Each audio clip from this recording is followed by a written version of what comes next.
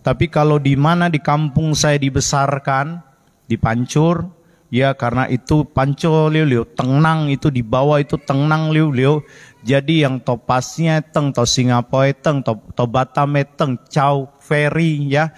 Mereka sewa ferry untuk pulang ke Pancur, ada kurang lebih bisa sampai 5-6 ferry yang mereka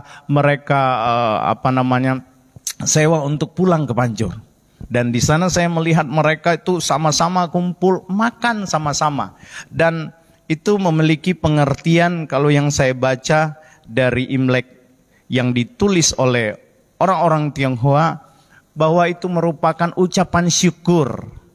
Makan malam bersama, mereka pulang ke rumah orang tua, tanda penghormatan dan tanda kasih mereka ya, begitu ya. Tanda kasih dan tanda penghormatan mereka kepada orang tua mereka ya. Dan setelah makan kemudian orang-orang tua ya, yang orang-orang tua memberikan pemberian berupa angpau kepada anak-anak, tanda mereka mengasihi anak-anak itu. Kemudian anak-anak yang sudah menikah, mereka memberikan pemberian kepada orang tua mereka berupa angpau sebagai bentuk hormat dan cinta kasih mereka. Jadi saling menyilang ini ceritanya ya. Anak yang kemudian ini mereka lakukan setahun sekali. Mereka lakukan setahun sekali, dari jauh-jauh pulang untuk mensyukuri apa yang telah Tuhan buat ini. Oke? Dan saudara, ketika saya mulai pelajari ini, ada hal-hal positif yang saya coba jabarkan dalam Alkitab. Dalam Alkitab. Baik.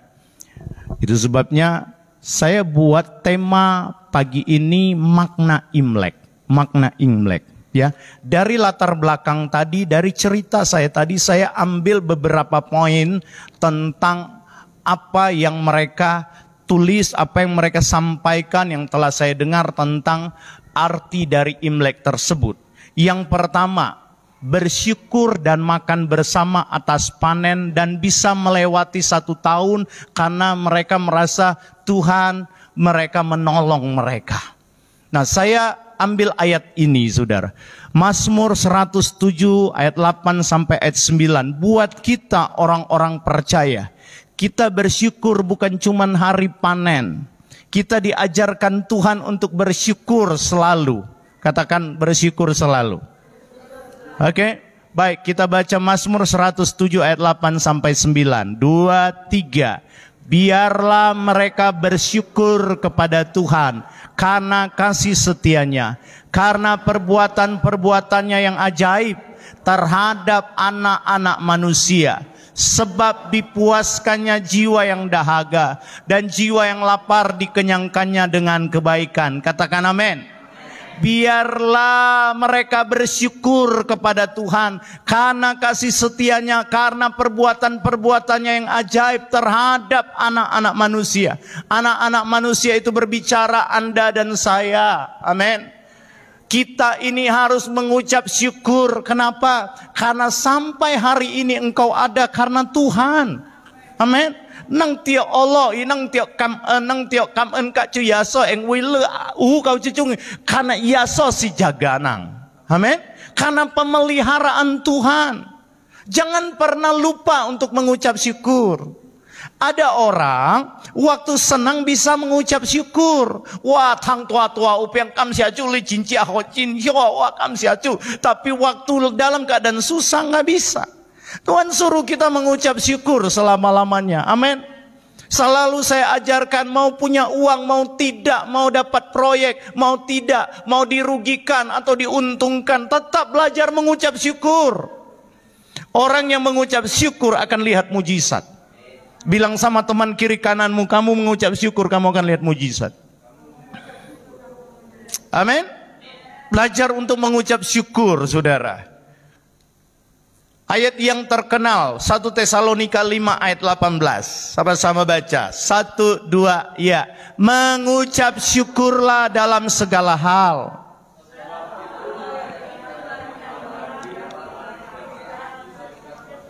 Cu yang suka nang kam en. Amin. Kam'en si kampun ulang kali kawa mengucap syukur isi kam'en yang kawa kampun. Ya pokoknya sama-sama lah. Kam'en ho. Yang suka nang sing jue nang kam'en ni. Mengucap syukur dalam segala hal. Amin. Mengucap syukurlah dalam segala hal. Jadi kalau tongkim nang lo singcia si hao, jangan cuma waktu singcia nang kumpul-kumpul kak nang epek yu kak nang singcia leleo nang mengucap syukur eng ucu cincia hom si. Nang cucu kanang ikai jikci kapan dimanapun ikai ceheng jadi moy nang tiok kam'en. Amin. Saya akan dubbing ya. Kalau saya ngomong dengan bahasa Ticus pasti saya akan ulangi supaya yang lain mengerti. Tuhan ajarkan kita mengucap syukur dalam segala hal. Haleluya. Ini firman yang sebenarnya saudara sudah biasa dengar, tapi Tuhan kionang harus mengucap syukur. Jangan cuman cekni cepai. Cekni nang kita 1 tahun kita belajar pia cokang tang lui tang coy coy, baru nanti pas tututo ciagoy baru nang kam'en. Enggak. 1 tahun kita bekerja, setiap hari kita harus mengucap syukur kepada Tuhan. Yang ikut yang selalu aktif doa pagi dengan kami pasti akan selalu dengar doa-doa Bapak Gembala. Kami mengucap syukur. Hati apa?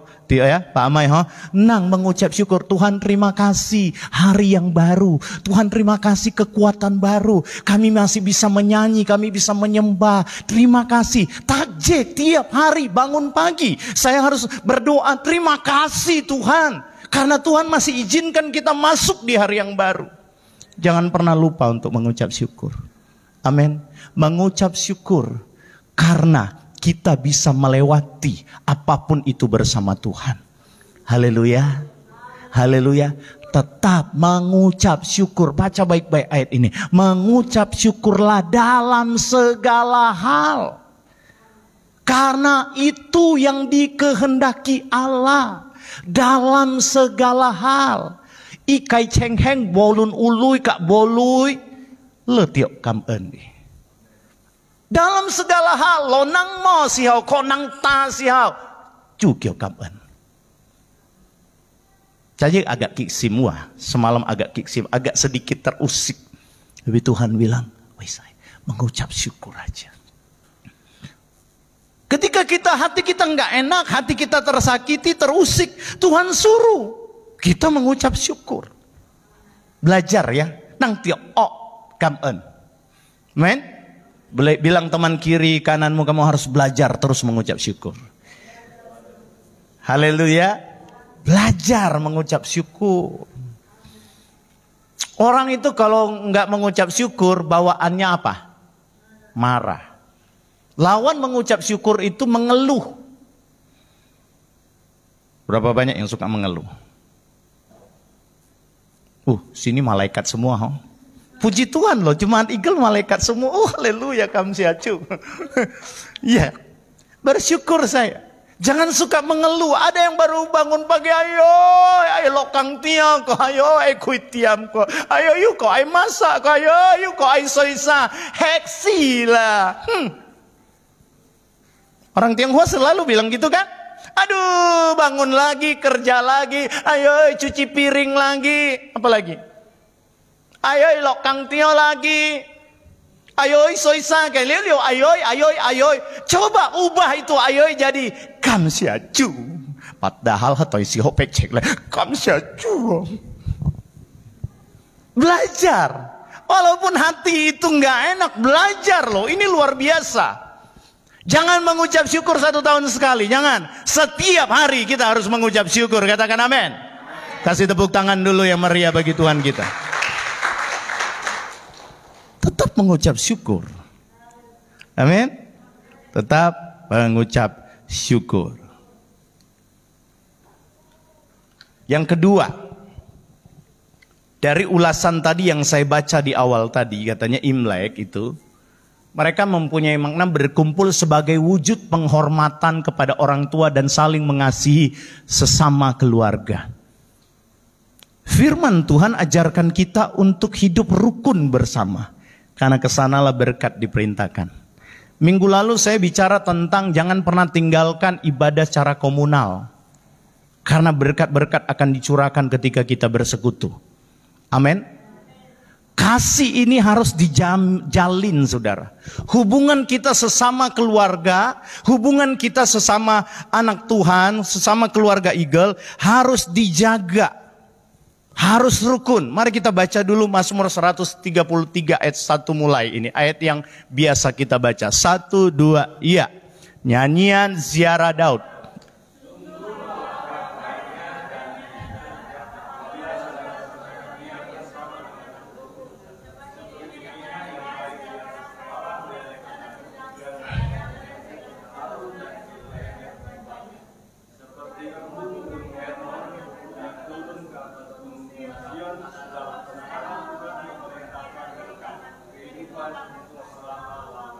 Amin.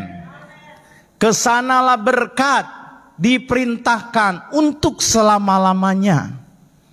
Selalu saya ajarkan, kalau ada cekcok cepatlah berdamai. Amin. Kalau lo mau sisihau, nang boisong kat nang kai tai nang boisong kat nang kai suami nang ai kia, cepat berdamai. Karena waktu kita nggak berdamai, kita hidup tidak rukun, itu berkat akan sulit untuk engkau raih. Amin. Bugem selalu bilang ya, bukan Bugem, papa saya selalu bilang lidah sama gigi 24 jam nggak pernah pisah. Tapi kadangkala waktu makan gorengan, makan bakwan, dia pikir itu cabai rawit, dia gigit ternyata lidahnya sendiri. Pernah ya? Katiok kaki eci. Aduh. Padahal dia yang gigit sendiri.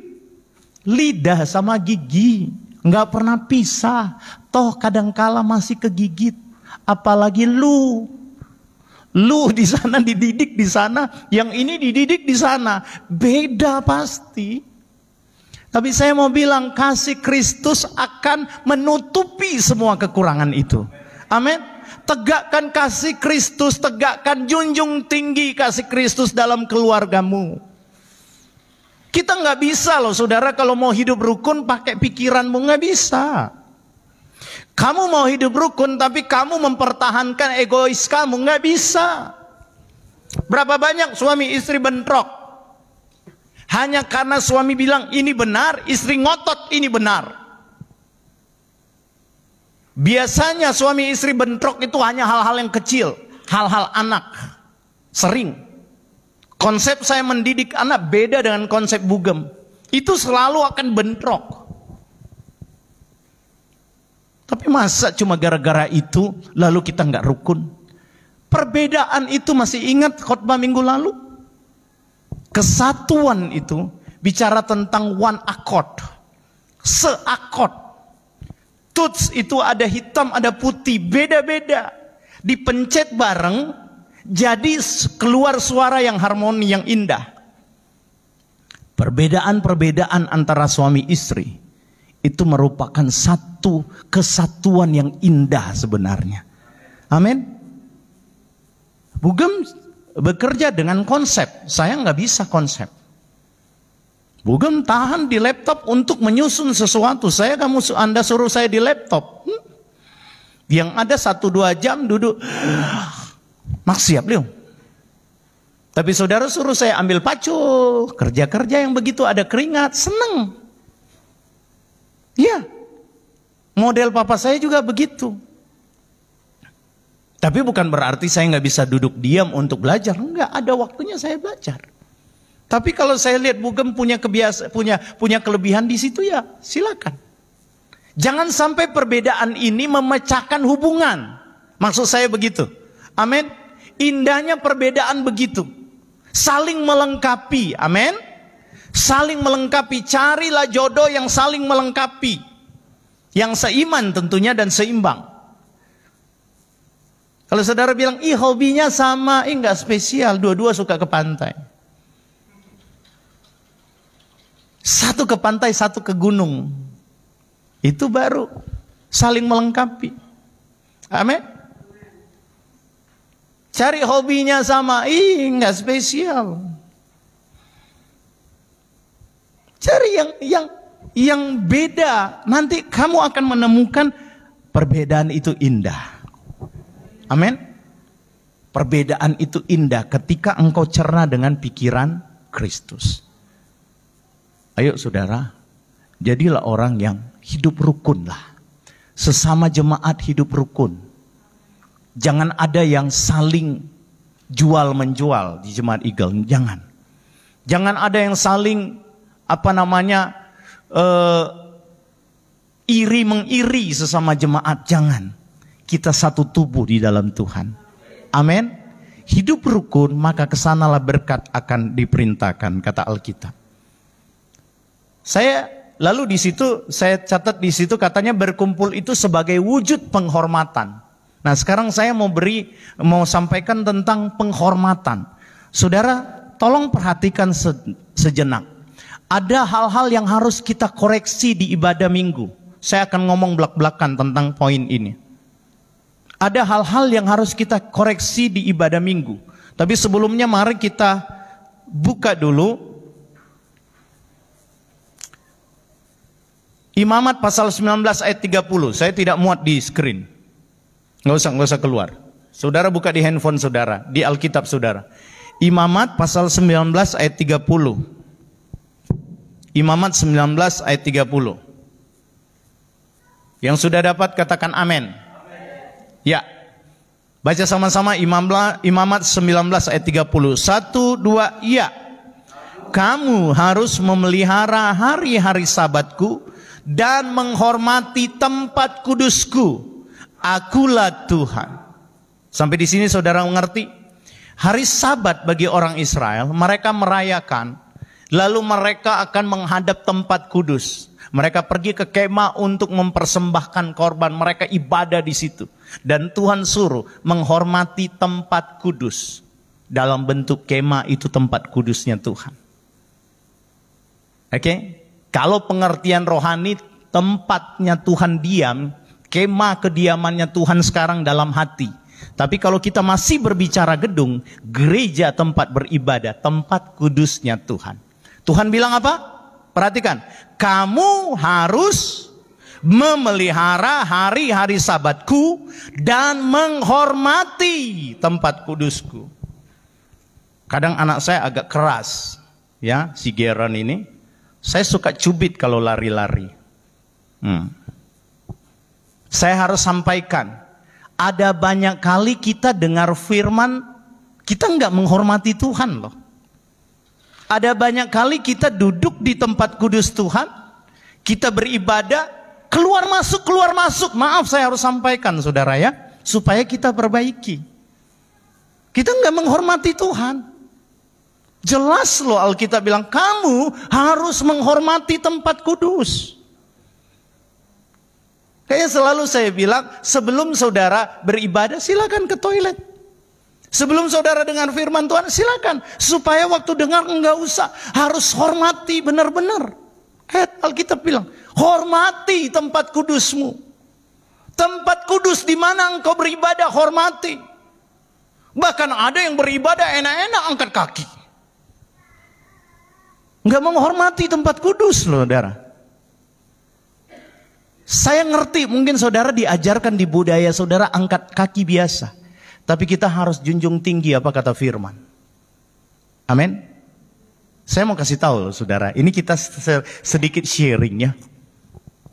Orang Manado itu kalau duduk. Misalnya saya duduk di depan papa saya angkat tangan. Orang Manado angkat tangan, angkat kaki ya di sofa misalnya saya duduk begini ya, kan harusnya kaki begini ya. Lalu saya angkat taruh di sofa, itu kena lempar sama dia. Tidak menghormati. Mungkin di keluarga saudara biasa, tapi hormati tempat kudus. Pastorikah, gerejakah, belajar. Ini etika yang baik kan? Saya mau tanya sama saudara, saudara menghadap camat berani saudara angkat kaki? Berani? Kita hadap kepala desa aja, duduk lalu kita angkat kaki, kita takut loh. Hadap Tuhan loh. Ya kan? Hormati kekudusan. Hormati tempat kudus Tuhan. Ya, betul nggak? Etika-etika dalam kehidupan kita harus belajar loh. Amin. Kita perbaiki semua, amin. Jarang saya sampaikan seperti ini, tapi Tuhan suruh saya untuk menyampaikan. Mungkin saudara belum mengerti, belum tahu. Kita belajar apa yang Tuhan ajarkan. Belajar untuk menghormati tempat kudusnya Tuhan. Beribadah, tata beribadah, hormati dia. Yuk kita baca Roma 12 ayat 10. Saudara kayaknya tegang sekali. Saya mau tanya dulu. Siap untuk ditegur? Amin. Bilang kiri kananmu, relakan diri untuk ditegur. Sambil kasih senyum, sambil kasih senyum. Amin. Iya, relakan diri untuk ditegur. Kemudian kita baca Roma pasal 12 ayat 10. Masih tentang hormat ya, menghormati. Roma 12 ayat 10. 1, 2, iya. Hendaklah kamu saling mengasihi sebagai saudara dan saling mendahului dalam saling mendahului. Ada kebiasaan orang Teju yang saya tahu. Ketemu kalau dia lebih tua, cek oi, cek oi. Iya kan? Itu kebiasaan orang Tionghoa yang kadangkala begini. Kita nggak panggil orang sudah dianggap boleh mau emang. Betul ya? Ada kebiasaan orang Tionghoa seperti itu ya. Kita ngocekai nang bokyoi. Cinang bu menghormati nang boleh mau, nggak ada etika. Tapi sebenarnya itu benar. Alkitab bilang hendaklah kamu saling mendahului dalam memberi. Yang tua, kalau engkau lebih berpendidikan, engkau lebih rohani, nggak apa-apa untuk belajar menghormati yang muda. Yang tua menghormati yang muda itu mulia. Amin. Yang muda jangan ketinggalan. Engkau juga harus menghormati yang tua. Karena Alkitab bilang yang muda itu harus menghormati yang tua. Yang muda menghormati yang tua itu etika. Tapi orang tua bisa menghargai, bisa menghormati orang muda, itu mulia. Bapak-bapak, ibu-ibu yang tua angkat tangan. Kita suami-suami, istri-istri angkat tangan. Jangan pernah gengsi bapak ibu untuk menghormati anak-anak muda. Karena itu mulia. Kadangkala anak muda kita perlu ajarkan kita dulu yang sapa dia supaya dia belajar. Tapi kadangkala anak muda juga nggak tahu diri. Kita sudah ajar, ini orang kok nggak ngerti-ngerti ya. Sudah kita ajar, orang Manado bilang sudah basain. Sudah diajarin, kita dulu tegur satu kali, hei apa kabar? Selamat pagi, shalom. Dia ketemu orang Melayu bilang serambe aja, dia nggak mau. Ah itu kalau udah begitu perlu ditegur supaya dia mengerti. Amin. Tapi kita harus saling mendahului. Kalau Alkitab bilang saling mendahului berarti di tiang apa namanya? Di tiang tauseng. Nah itu dia, ada penterjemah saya. Di tiang tauseng itu juking ho. Amin. Siapa yang duluan itu lebih baik. Mendahului dia bilang. Saling mendahului dalam memberi hormat. Yang muda belajar, engkau harus mendahului orang tua untuk memberi hormat. Sapa dia. Amin. Shalom, puji Tuhan, selamat pagi ya Cek AI, selamat pagi Ama Akong, selamat pagi Pak Ma. Selamat pagi. Haleluya. Kita harus. Ini kata hormat yang Alkitab ajarkan buat kita. Ini kan hal-hal yang kecil sebenarnya. Hal-hal yang biasa kita lakukan dalam kehidupan sehari-hari. Tapi yuk kita balik kepada firman. Lakukanlah apa yang Tuhan tulis, apa yang Tuhan perintahkan. Saling mendahului dalam memberi hormat. Katakan amin. Haleluya. Yuk kita baca Titus 2 ayat 1. Agak kecil ayat ini, tapi saya baca pelan-pelan, saudara bisa simak di screen sini. 1, 2, ya. Tetapi engkau beritakanlah apa yang sesuai dengan ajaran yang sehat. Laki-laki yang tua hendaklah hidup sederhana, terhormat. Stop dulu. Yang tua hidup sederhana lalu Anda mau jadi laki-laki yang dihormati? Saya mau kasih kuncinya. Hidup takut akan Tuhan. Hidup sesuai dengan firman Tuhan, engkau akan dihormati. Hidup bijak. Jaga mulut, jaga hati, engkau akan dihormati. Amin. Engkau punya kapasitas rohani yang kuat. engkau akan dihormati. Jangan cari penghormatan, saudara. Cari kemuliaan Tuhan. Perbanyak menikmati firman Tuhan. Menikmati Tuhan, menikmati Yesus. Waktu engkau menikmati hadirat Tuhan secara spontan, saya mau beritahu, ada yang disampaikan waktu pemuritan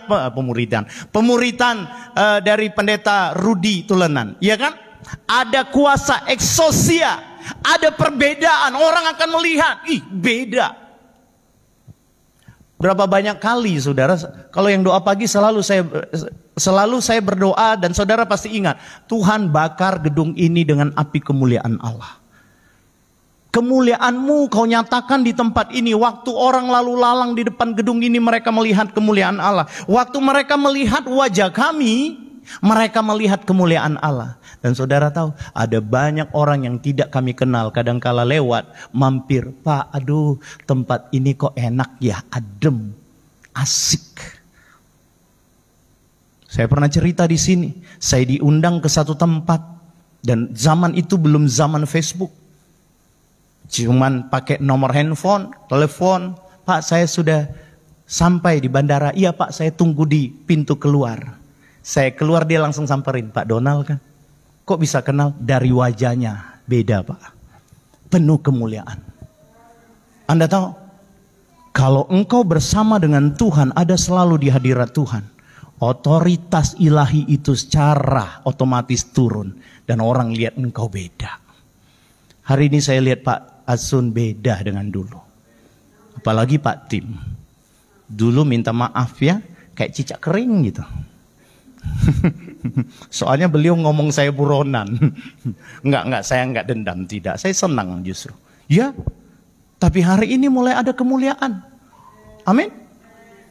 Dulu wajahnya Vero penuh dengan kegelisahan. Sekarang penuh dengan bunga-bunga plastik. Penuh dengan kemuliaan. Harus. Amin. Iya saudara. Anda mau dihormati, dekatkan dirimu kepada Tuhan. Cara otomatis orang akan menghormati engkau karena ada otoritas ilahi. Coba lirik kiri kanan, kamu harus punya otoritas ilahi. Bilang. Lalu tanya, bagaimana kita dapat otoritas ilahi itu?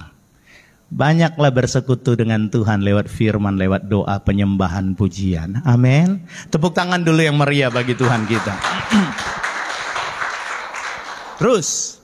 Laki-laki yang tua hendaklah hidup sederhana terhormat, bijaksana, sehat, dan iman, dalam kasih dan ketekunan. Mau dihormati, imanmu mesti sehat Pak. Amin. Kasihmu, ketekunanmu dalam mengiring Tuhan, ketekunanmu untuk doa, untuk baca Alkitab. Jangan pernah putus. Jangan pernah putus, katakan amin. Demikian juga perempuan-perempuan yang tua, ya, yang sudah berumur, hendaklah mereka hidup sebagai orang beribadah.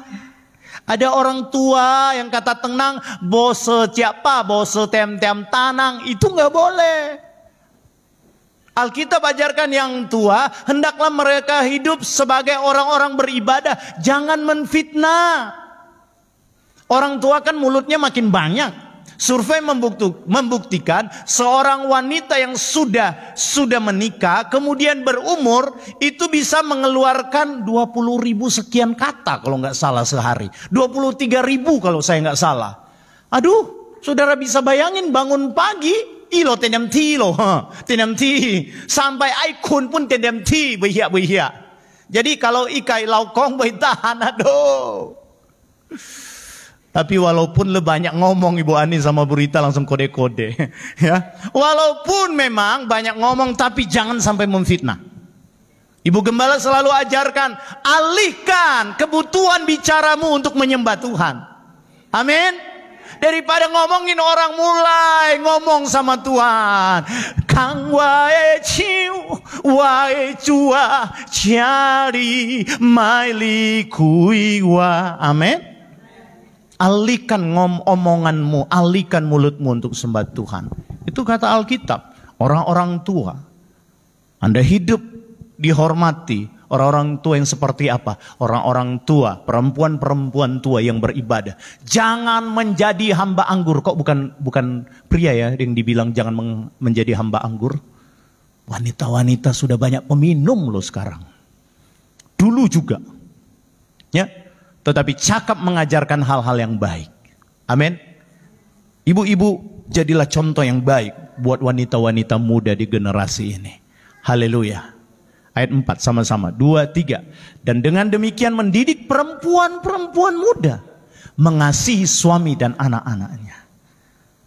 Ada banyak pertikaian suami istri yang baru menikah karena orang-orang tua mertua campur tangan dalam persoalan. Betul enggak?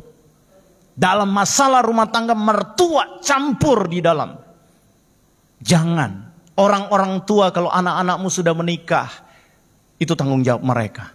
Kalau mereka meminta saran, engkau boleh sampaikan saran. Tapi jangan ngatur. Alkitab bilang, dengan demikian mereka mendidik perempuan-perempuan muda mengasihi suami dan anak-anaknya. Caranya bagaimana? Engkau mendidik anak-anakmu untuk mengasihi suami, istri, anak-anaknya. Dengan jadi wanita tua yang suka beribadah pada Tuhan. Amin. Wanita yang rohani akan jadi contoh bagi anak-anaknya. Hidup bijaksana dan suci, rajin mengatur rumah tangganya. Anda nggak bisa ngajar kepada anak mertua, anak mantumu, anak-anakmu yang sudah mau menikah, mengajar soal rumah tangga. Kalau engkau nggak bisa mengelola rumah tangga, Bu, nggak bisa. Nyapu, engkau sendiri nggak bisa nyapu. Nyuci, engkau sendiri nggak pernah nyuci. Bapak-bapak, ibu-ibu, ayo kita jadi teladan buat anak-anak kita. Amin.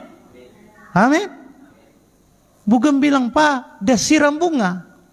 Saya hobi kan tanaman, walaupun saya hobi buah-buahan. Tapi karena bunga sudah ada di situ, sambil mendayung, 1 kali mendayung, 2, 3 pulau terlewati. Maksudnya siram buah, siram bunga juga. Dalam hati siram ini orang nggak mau siram-siram ini bunga memes sih kak, lu bunga nggak itu saya bercanda ya. Jadilah contoh. Demikian sekarang ya, ayat 6. Demikian juga, halo anak-anak muda yang dengar suara katakan yes. Ya, anak-anak muda kayak akong-akong, hai sia yu tuasnya tanpa jadi nih. Nanti terima angpau, lo botol angpau tuh udah digantung-gantung di sana. Totosnya nampak. Halo anak muda. Yes. Oke. Anak muda perhatikan ya. Dia bilang begini. Demikian juga orang-orang muda. Nasihatilah mereka supaya mereka menguasai diri dalam apa yang tidak bisa dikuasai oleh anak-anak muda zaman now. Langsung ada bilang game. Kuasai nak kalau mau hidup benar. Amin. Kemarin saya ngobrol di mana itu ya. Di belakang kebetulan ada orang dari Batu Lima lagi garap-garap kebun. Dia bilang, aduh Pak, anak aku Pak, kalau sudah main handphone Pak, kita ajak ke sini nggak mau loh. Kalaupun dia datang, dia di pondok situ main terus. Dan itu kalau kita suruh marah-marah Pak, malah ada yang mau bunuh-bunuhan Pak. Ternyata bukan cuma ini sudah kasus global loh saudara. Anak-anak muda zaman now nggak bisa menguasai diri lagi gara-gara game ingin bunuh-bunuhan. Tuhan tolong anak-anak muda kalau masih ada firman yang datang bertobat loh. Amin. Kalau masih ada bapak gembala, masih ada ibumu, bapakmu yang nasihati engkau, dengarlah nak. Jangan tunggu, saya selalu bilang jangan tunggu hancur-hancuran baru mau bertobat. Amin. Jangan tunggu hancur-hancuran. Kuasailah anak-anak muda ya.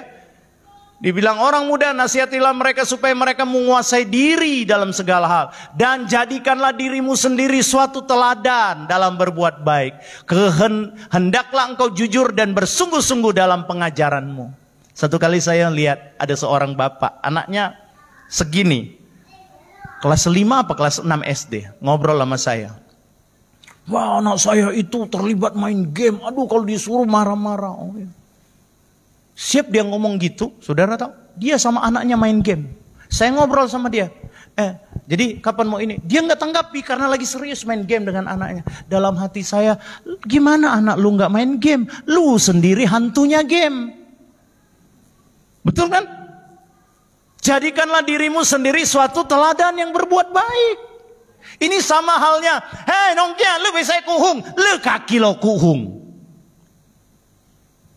Nggak boleh merokok, lu sendiri merokok. Iya kan? Anak-anak nggak boleh kamu pergi beribadah, lu sendiri nggak pernah beribadah, nggak bisa, nggak jadi teladan. Amin.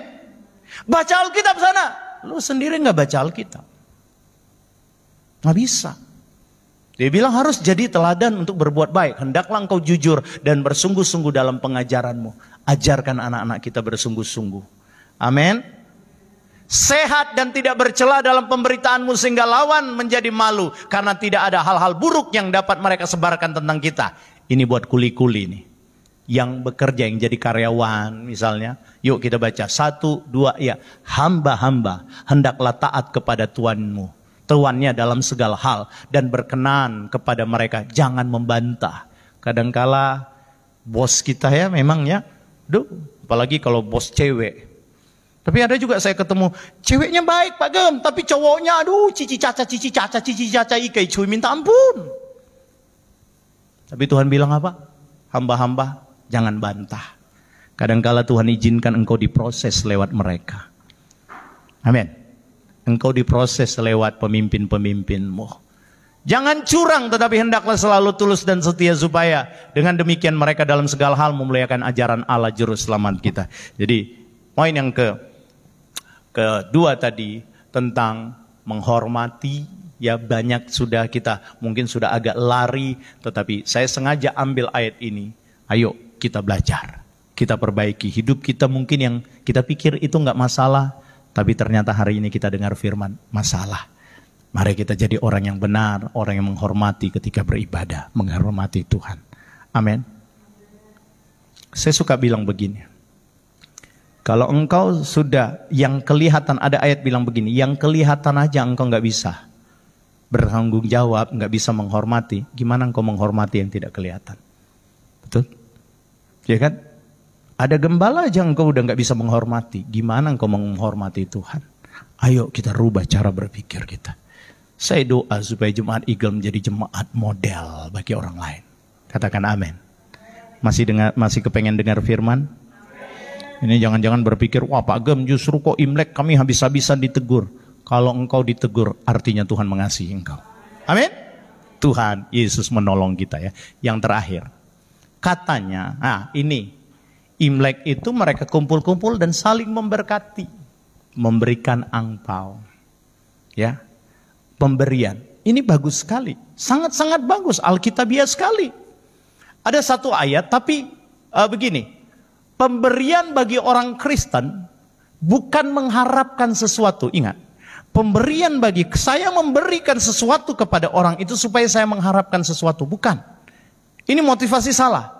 Pemberian di konteksnya orang Kristen, engkau memberi karena engkau mengasihi Tuhan. Amin. Kalau engkau mengasihi Tuhan, maka engkau akan memberikan apapun yang ada padamu. Saya selalu kasih contoh, karena saya mengasihi Bugem, maka Bugem meminta apapun, saya harus usahakan kasih. Pernah dia suruh saya cari empe-empe apa waktu itu lagi ngandung, lagi ngidam. Apa itu? Coto.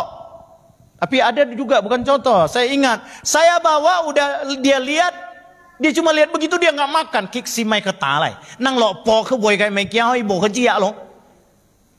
Tapi kenapa saya lakukan itu? Karena saya mengasihi dia. Amin.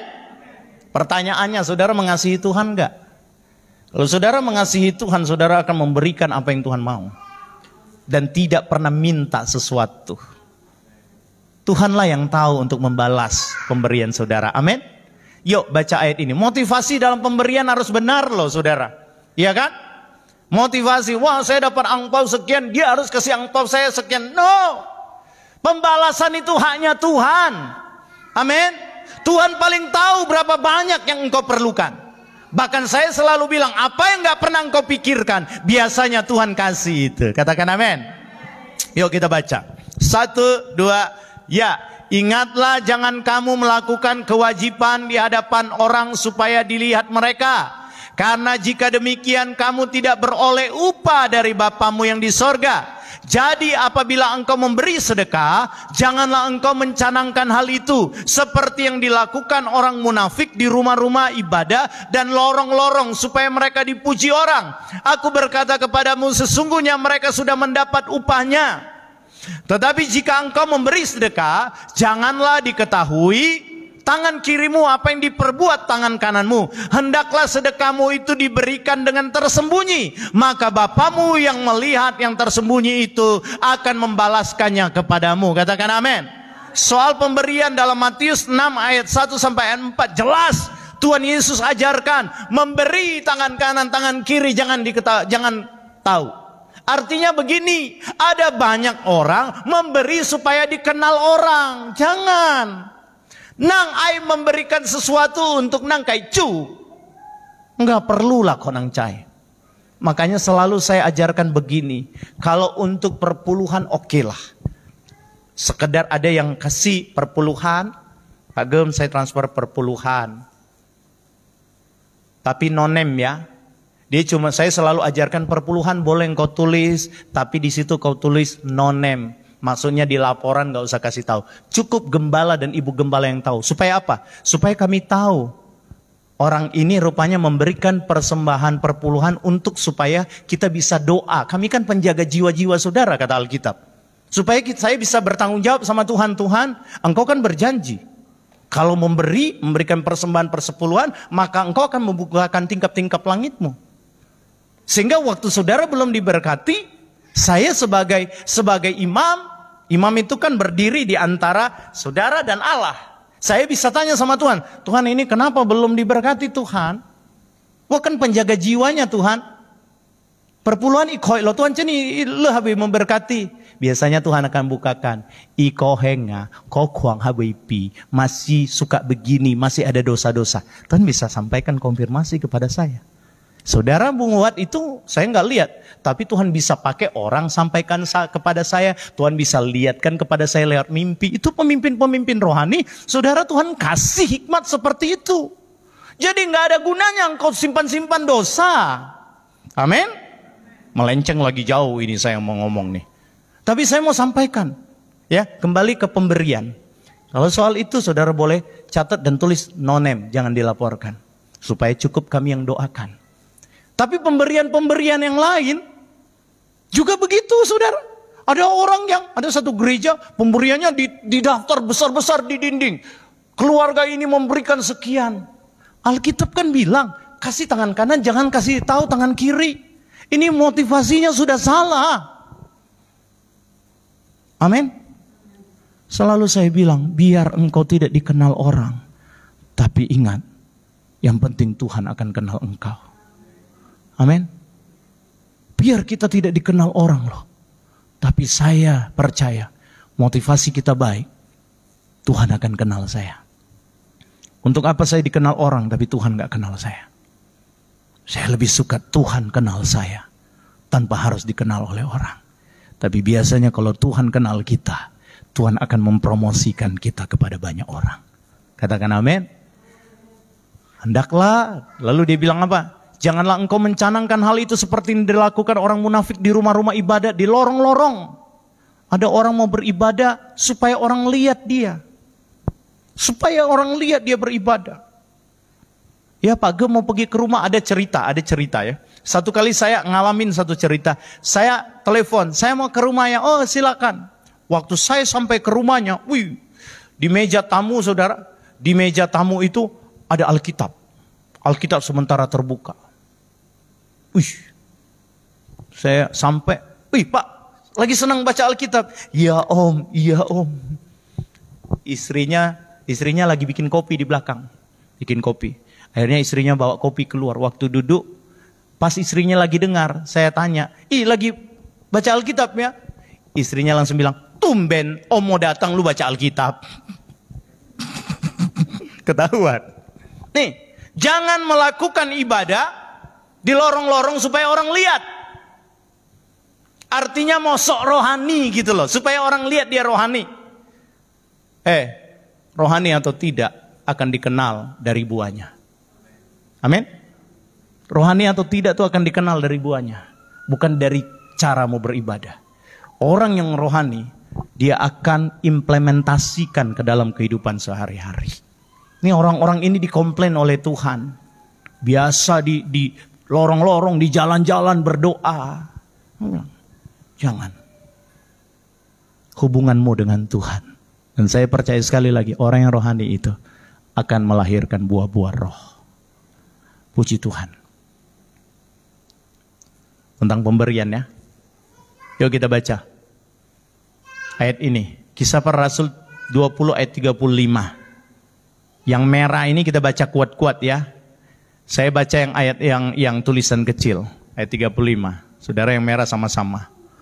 Dalam segala sesuatu telah kuberikan contoh kepada kamu, bahwa dengan bekerja demikian kita harus membantu orang-orang yang lemah dan harus mengingat perkataan Tuhan Yesus, sebab ia sendiri telah mengatakan 2-3 adalah lebih berbahagia memberi daripada sing cuenang. Tuhan ainang suka memberi, mai jadi sing cuenang tendem ai tho, tendem ai terima. Jangan jadi orang Kristen mentalitas penerima. Amin. Jadilah orang Kristen yang memiliki mentalitas pemberi.